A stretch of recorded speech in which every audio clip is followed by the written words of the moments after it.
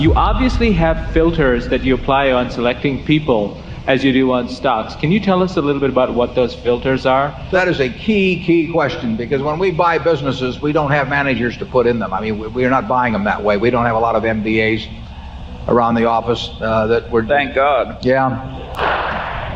That I have not promised that they're going to have all kinds of opportunities. So, as a practical matter, we need management with the businesses that we buy.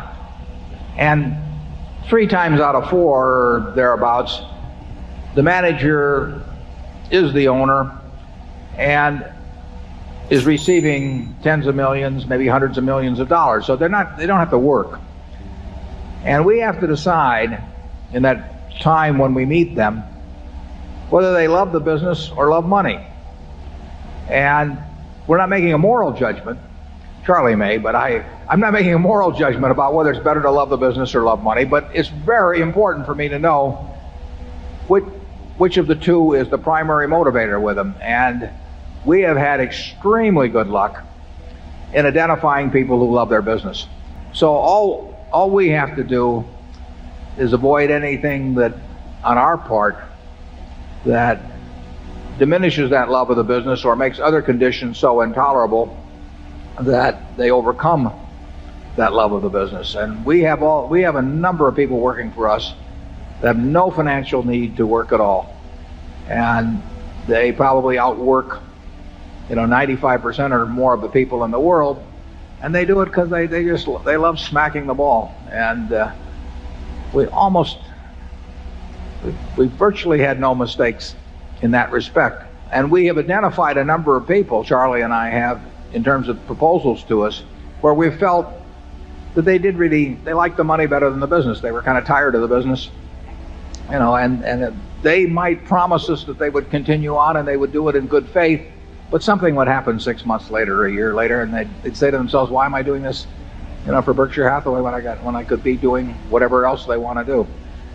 I can't tell you exactly what filter it is that we put them through mentally, but I can tell you that if you've been around a while, I think you can have a pretty high batting average in coming to those conclusions, as you can about other aspects of human behavior. I'm not saying you can take 100 people and take a look at them and analyze their personalities or anything of the sort, but I think when you see the extreme cases, the ones that are going to cause you nothing but trouble, or the ones that are going to bring you nothing but joy, I think you can identify those pretty well. Charlie?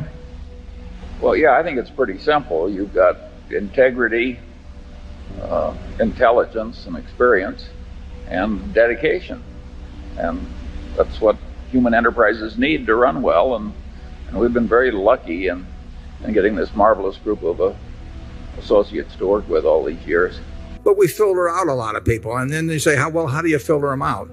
I would say, and I think Charlie will agree with this, people give themselves away fairly often, and maybe it does help to have been around as long as we have, in seeing the various ways they give themselves away. When somebody comes to me with a business, and I probably shouldn't tell this publicly because they'll probably tailor their approach subsequently, but when they come, just the very things they talk about, what they regard as important and not important, there are a lot of clues that come as to subsequent behavior. And like I say, we've really had a batting average I wouldn't have thought we would have had in the people that we've joined with, but it hasn't been 100%. It's been well above 90. And I get asked that, how do you make those judgments? And I don't know, Charlie, can you articulate the way we do it? Well, partly we're deeply suspicious when the proposition is too good to be true.